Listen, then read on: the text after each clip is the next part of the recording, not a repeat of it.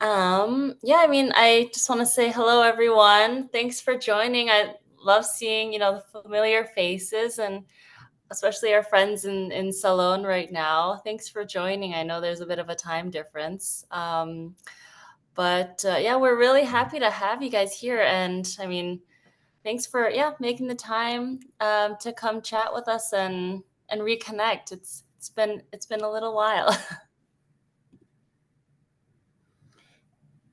Yeah, I'll quick greetings, but yeah, welcome. It's nice to see you all.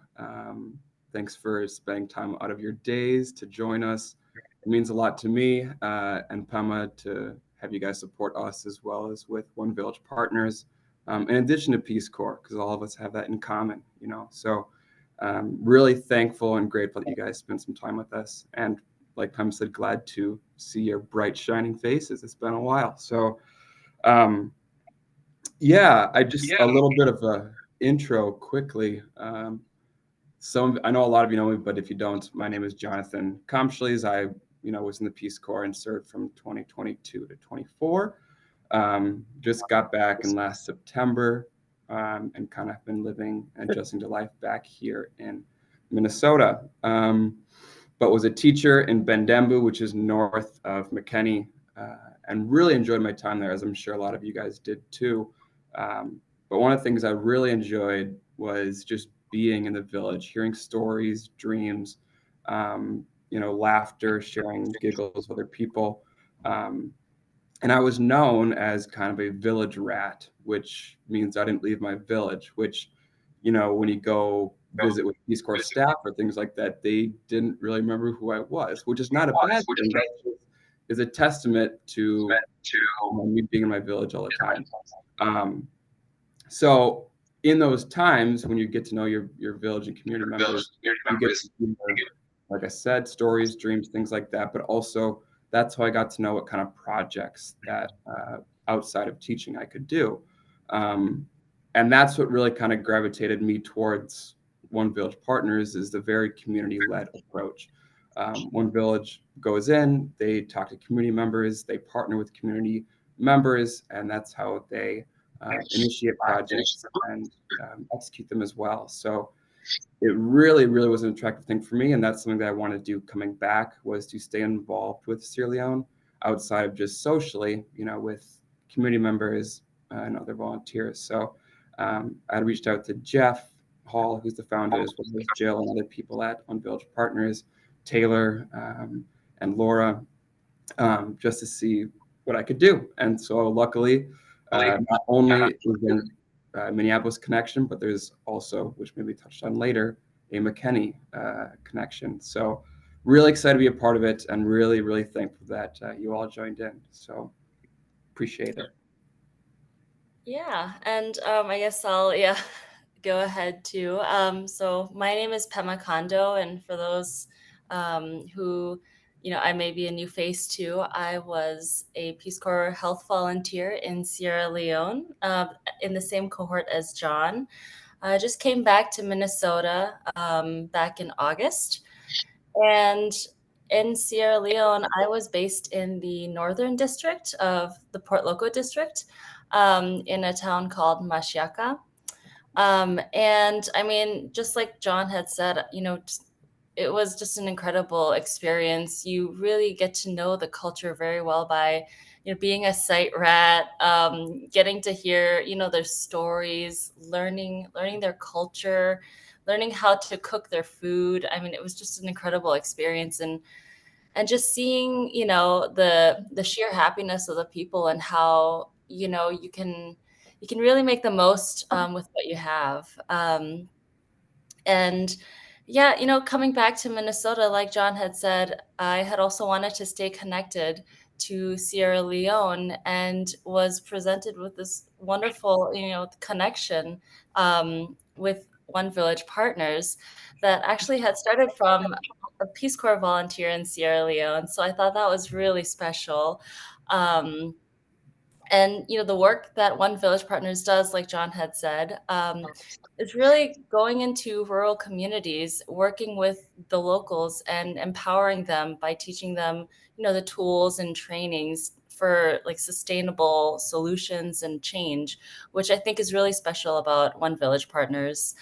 Especially with their, empowering females in a society that you know, may not lend itself in that regard too much, I think is something really special that One Village Partners really touches on. Um, but yeah, I won't talk too long. I think Jill can take it away as the executive director of One Village Partners. Yeah. You so much. Thanks, Pema and Jonathan. It is really so fun to be talking to this group because, as Pema and Jonathan have shared, Jeff Hall, who's on this call, is our founder and was a Peace Corps volunteer in Sierra Leone. And so the One Village Partners origin story starts with the Peace Corps. And so it's really fun to have this group together to be able to share more about our work and hear from you. And we'll take a little bit of time to share a bit about One Village Partners, but also want to make sure we leave plenty of time for questions and for a dialogue at the end as well. So I thought, I mean, just as we're kicking things off, Jeff, I'd love if you are willing to share a little bit about just kind of why you started One Village Partners and kind of a little bit about the early days and how, that kind of stemmed from your Peace Corps experience. Yeah, thanks. And Taylor put up that photo of me 35 years ago when I had dark hair. I still have hair, it's just white now. But anyway, it's so great to meet all of you. And Pema, Jonathan, thank you for pulling some friends together from the Sierra Leone Peace Corps. As you guys said, the Peace Corps experience is so unique. You're so immersed in the culture, you become part of the family in the villages and part of the community. And everything we do there is community led. So we've all had the experience of being in a village and some nonprofit drives in the morning and spends an hour looking at their project and then they go back to Freetown, right? And we're like, wow, they really have no idea what's going on here. So after I was in the Peace Corps, of course, there was the war in the 90s. So my village got destroyed. So we're going to go back, reconnect with my friends. They were really struggling, trying to rebuild. The village is completely destroyed. So they said, we've built these temporary homes. We're trying to get the farms going, but we're all sick all the time. We need roofs, we need shelter. So raised some money, got some metal roofs there. They're all distributed by pulling names out of a hat in the village, very randomly. And then eventually, most people in the homes in the villages got new homes. And then we went to water wells because, they were sick all the time. Clean water is the best way to improve health. And then to latrines and income development, supporting the farmers, things like that. So one thing led to another. And, it's always been community led by the people there in the village because we learned that in the Peace Corps, right? We're not there to be the problem solvers. We're there to be the walking alongside people as they figure out how to overcome challenges and bring more prosperity to their communities and their villages. So we've been at this for since really 2004 to 2005, 2006, really.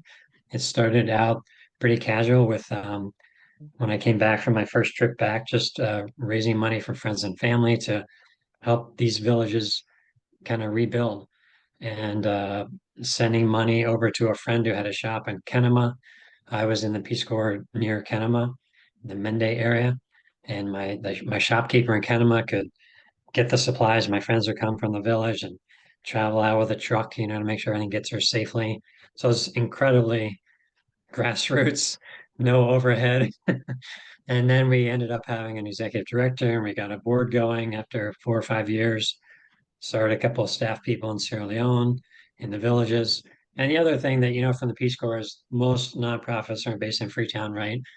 And really don't spend a lot of time in the rural areas. So it was really important to me that we were based locally. So we were based in my village because we were just working in 3 villages and then moved to a nearby larger town as we expanded out to, 6 or 7 villages. And now we have several offices in the area with a sort of a headquarters in Kenema where there's better internet and banks and things. But we're still very grassroots, and that's really important to us. But I hope you guys can all, with your love of Sierra Leone, see us as an extension of your Peace Corps experience, right? Because that's what it's been for me. It's been a real gift. A lot of Peace Corps volunteers can't or find it difficult to stay involved in their country and support the people that they love. And for me, this has been a continuation of that relationship. And I'm so grateful to be able to go back and visit quite a bit. And we've been able to get a lot of people to go to Sierra Leone with us and get a mini Peace Corps experience to get that cultural immersion so that they also fall in love with Sierra Leone and their loyalty continues to support our work. So I hope you guys can look at our website and talk to Pam and Jonathan and see the work we're doing. We started in the three villages where I worked, and we're now in 70 villages working with 70,000 people trying to create self-sufficiency. And it's all community led, obviously, because we want them to feel ownership. It makes them more sustainable and for all those reasons. So our job here is just to raise money and really to empower the people in our villages, just like we do in the Peace Corps. So that's all I got on the history. Back to who's next, Jill or Laura? I'm up. Yeah, I'm up. Thank you, Jeff, for sharing that history. Lori, why don't we jump to the who we are? I'll go through some slides kind of quickly just to make sure everybody gets a little bit of a foundation in OVP and our programming. So we've covered quite a bit of who we are. And Jonathan and Pema, thank you also for setting that context and talking about how the foundational piece of us being community led is really, I mean, the reason for being as an organization. And so overarching, we address multi-dimensional poverty by investing in people and communities. And so you'll see that, of course, as a theme throughout all of our work.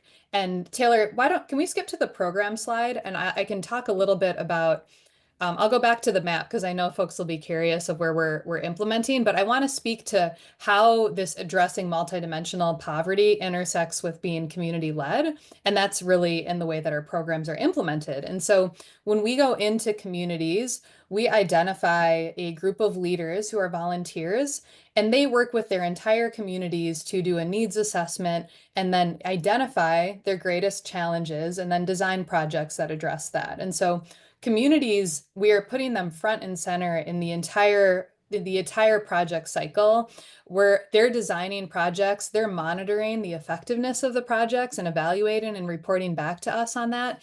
And because communities are front and center, they are choosing to do different things across different communities. So as Jeff spoke to, and I'm sure as all of you saw so firsthand in your Peace Corps experience, water, sanitation, and hygiene is one of the most pressing issues in rural communities.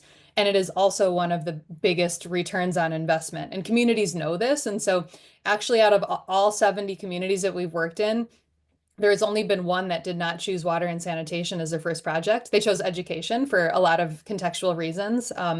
But we do a lot of projects. We do a lot of latrines. We build a lot of wells, and it's all through communities designing and implementing these projects. But because communities have diverse needs, we also end up doing a lot of work in education, in income generating opportunities, in healthcare and healthcare service delivery. We've done some infrastructure projects. It's really all over the map, of course, because communities are also different. So that's really the basis of our work is our community action program where community members are designing and implementing projects. And as Jeff said, in the US, we're really working to fundraise and to raise the profile of Sierra Leone and our work in Sierra Leone so that we can do more projects. Pema, you touched on or you said something about the women's programming and focus on women, which is, I think, for me, one of the most exciting pieces about our work, which is a picture-based women's financial literacy and business skills training program where women are learning tools without having to have any formal literacy or formal education. They can save for household financial needs, for business needs. Women are increasing their household decision making over the finances. We measure really incredible increases in women using their voices in public, and huge savings in income that is generating from this program as well. And so we see impact on women both at the household level and then also at the community level, in them speaking up in public and getting more involved in community activities as well. And then our LEAD program is really similar to community action, but it's after communities have been with us and working as a partner to One Village Partners for 3 projects. Then they become part of the LEAD program, which is just like community action, where communities design projects, but we're a bit more hands off. So they're submitting grant proposals to us, and we have a local contingent of community stakeholders who are scoring proposals and deciding where funding is going. And this was designed at the request of communities when we said, how can we continue our partnership in a way that's meaningful to you? What are the skills that we can help provide? What are your needs? And they helped us design this LEAD program that would address the challenges that they were experiencing. Taylor, let's go back to the where we work slide. Sorry, we're all jumping around. But I thought everyone would be interested in this map. When we first started and when Jeff was in the Peace Corps, he was in Kailaun district off in the east. And since that time, we have established a few offices through Kailaun, Kenema, and Kono. And our headquarters office is in Kenema, as Jeff had said, because of good internet. It's also great for recruiting staff, and especially as we're growing and needing a lot more staff with international development experience and high-level management, being able to recruit from Kenema and from Freetown and be competitive in those markets has been important to us. And we just this year launched our NOW program in Kono, which was really exciting. We went into Bambali district with coming together with another organization, which is also based out of Minnesota, which was really interesting. They were called Africa Uplifted, and we've recently merged our operations, and so we've now started operating in some communities outside of McKinney as well. So everything in the light green are additional areas where we have operated through partnerships with other organizations, and those have taken a variety of forms, sometimes training them to implement our programming, sometimes supporting in other ways. But through partnerships, we're able to expand our reach through more of the country, and our goal is to expand our reach across all of rural Sierra Leone through partnerships. So I anticipate this light green area to move to some additional districts in the coming months and years. Um, we don't have a ton of time and I want to make sure we can answer questions. So I want to share, these pictures are really good, actually. Jeff, there you are again. You can't see your brown hair in that one, but just another Peace Corps picture. Taylor, let's go. Jeff talked a bit about the early days, so I want to kind of get us a little bit more current. If we go to the next slide, in 2005, when we really started our operations, we were working with about 3,000 people in 3 communities where Jeff had been a Peace Corps volunteer in a couple surrounding communities. And then if you go to the next slide, then we had to pause our operations as we have done our programming during Ebola, and we had some major disruptions during COVID as well. And so I just wanted to really call out, and as again, you all are so familiar with, there are disruptions, and especially in Sierra Leone, shocks that occur that are detrimental and have everybody in emergency response mode, right? We saw this globally with COVID, but also with Ebola, also with the Civil War, of course. Communities have had a lot of setbacks, and so we're operating, of course, in a context of needing to be able to adapt and respond, and we're always ready for that. I think I started at One Village Partners right after the Ebola outbreak. And what I heard from our team who was around for both Ebola and COVID is that we even got better at responding and being really quick to step in with COVID because of some lessons and some learning that we had during Ebola and how detrimental that was in communities in Sierra Leone. But again, how important it is to be so grounded in community, grassroots, building trust, because it gives you the tools then to respond when you have major shocks like health shocks or like economic shocks. And so 2015, then we were up to a little more than 6,000 people. And then we kept on scaling our work. So 2019, working with 25,000 people. In 2023, we were up in the 40,000s. And then this year, we are working with more than 70,000 people in more than 70 communities. And this is really exciting for us that we've been able to begin scaling our work through more of the country. And so we will continue. And, as you saw, and I was talking about growing through partnerships on that earlier map, we'll continue and to build partnerships so that we can expand to other parts of the country. And we will continue to go deeper where we are directly implementing programs in the East and outside of McKinney as well. And so, yeah, I want to make sure we have time for questions.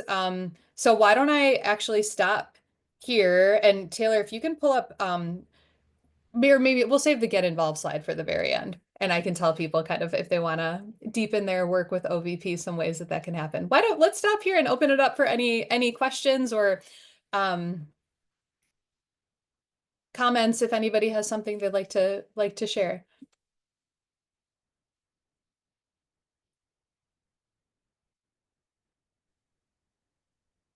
I have a question. My name is Nat. Um, Peace Corps volunteer. I was serving in Tayama, it's in Moyamba district. So my question is, I did not see Moyamba like, in either the green or the areas that you're working in. So what does it take for something to get started in either Bo, Moyamba area?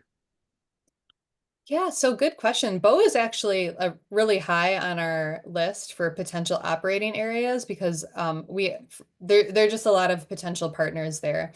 The way that we are expanding through partnership, there are two things that I would draw to your attention that could be interesting. One is there's a group called the Movement for Community-Led Development. We're very active in the Sierra Leone chapter, but there are a few dozen other NGOs that are part of that group. And we jointly implement programs with that collaboration. And we'll do more of that for the future. So if there are organizations in Bo or in Moyamba that are part of the Movement for Community-Led Development, there's already built-in partnership opportunity because we're already working with those groups. We've actually submitted grant applications with that group to do collective work together.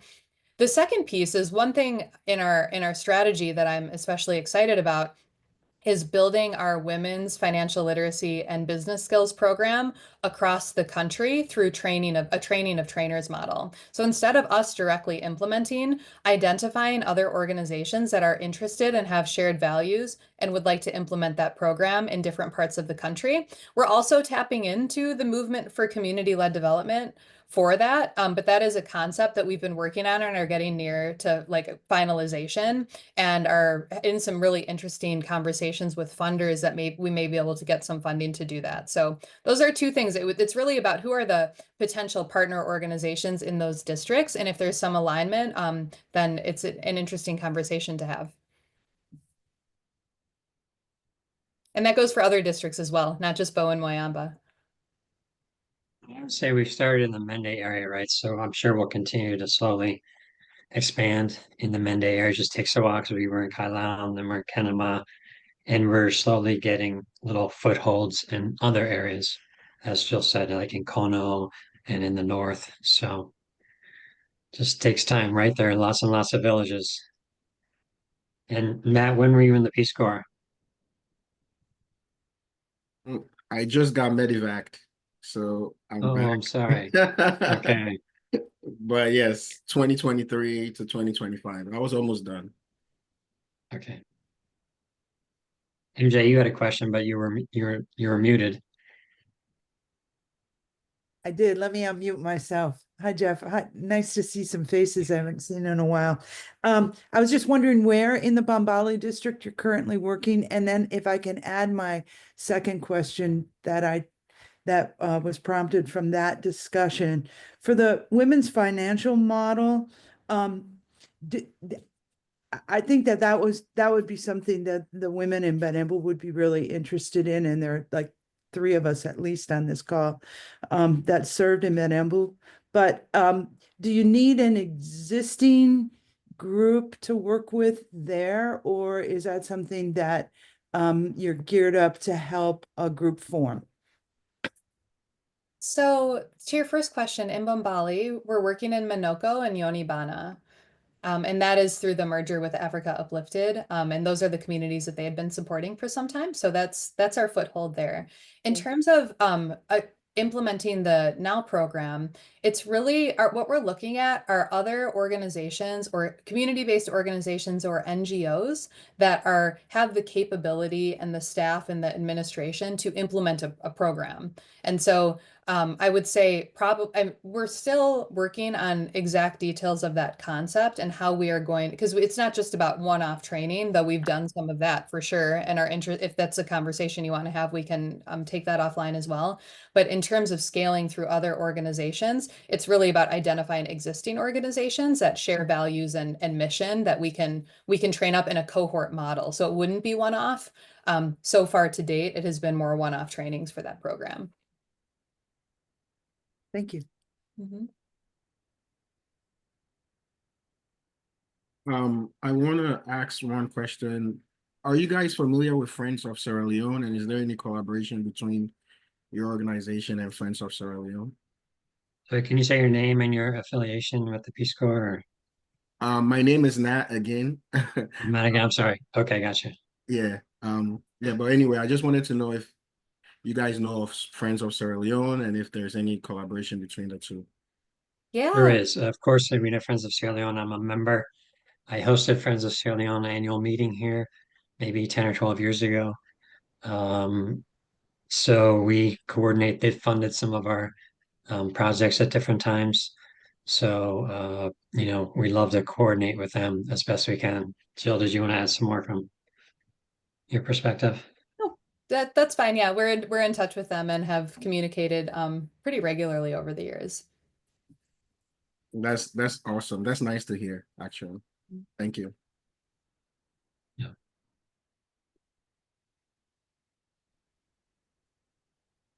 Lansana had a question, maybe. You're muted, Lansana, I think. It has to do with the earphones and connecting it to the computer. Yeah.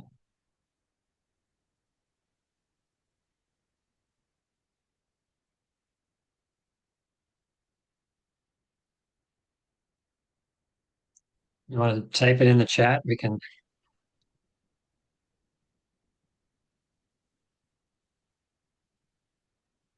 In the meantime, any other questions from anyone else?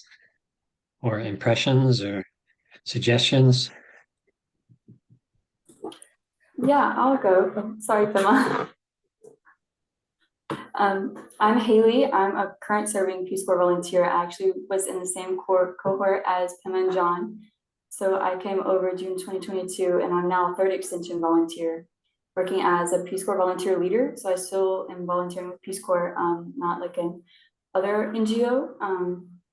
So I'm in the Freetown office now, and we actually have been doing some site prep like for different sites, and so like it's interesting to like we see the One Village signs like when we go past and everything. And I found out John and Pema were kind of involved and reached out about this. So I just wanted to know a little bit more about what y'all do and your connection with the Peace Corps. I think this was really helpful, and I volunteered near Jonathan, so near Vinambu, in a small village called Tambiama. And so I'm really glad to see that Bumblebee are starting to make more of a presence in the Bumblebee area.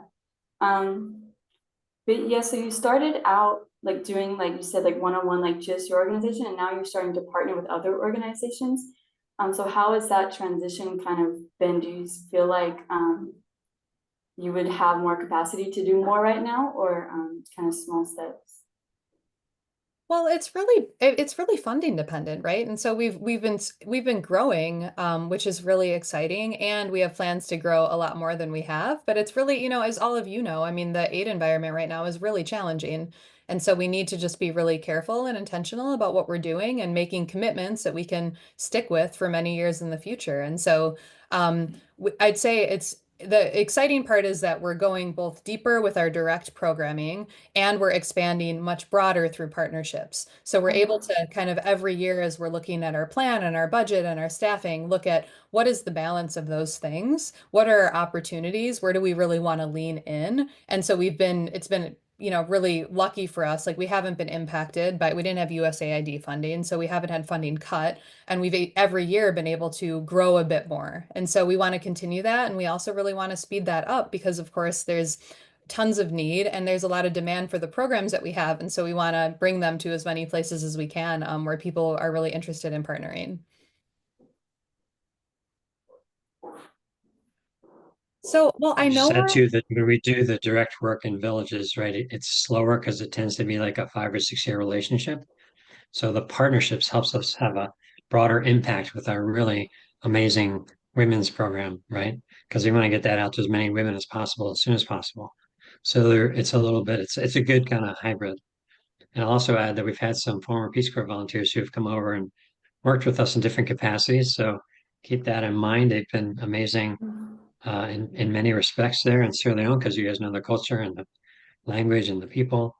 And I'm sure Joel will get into this as the next step, but we need you guys here on this side involved too on different committees that we have that can help advance our work and think through our programs and think about how we can outreach to get better funding to support Sierra Leone. So I hope many of you will step up and partner with us and continue to work with Sierra Leone. well, and I know we're a couple of minutes over, right? We had this till 12:30 Central. I just want to make sure I'm like right on that, not cutting us short. Okay. So why don't Ella, I see you have a question, and if it's why don't we let you ask your question and then I can share a little bit more about next steps. And I totally understand if people have to drop, but we'll get everybody out in the next couple of minutes if you want to stick around. Hi, my name is Ella. I am a return Peace Corps volunteer. I served in Jalamokonde with Jonathan and Pema as well. I also place for the Peace Corps presently, but I place for IAP, so Dominican Republic and Tonga. And actually, One Village Partners was with who I was supposed to extend with my third year, but like many others, I fell to the medical separation. But I was curious to know about the ratio of American employees versus the ratio of Sierra Leonean national employees for One Village Partners. Yeah, I can give my answer quick and Jill can correct me, but we're just US in the US here, and Sierra Leone is all Sierra Leonean. Am I correct, Jill? yep, that's right. Thank you. So 3 people here and 55 in Sierra Leone.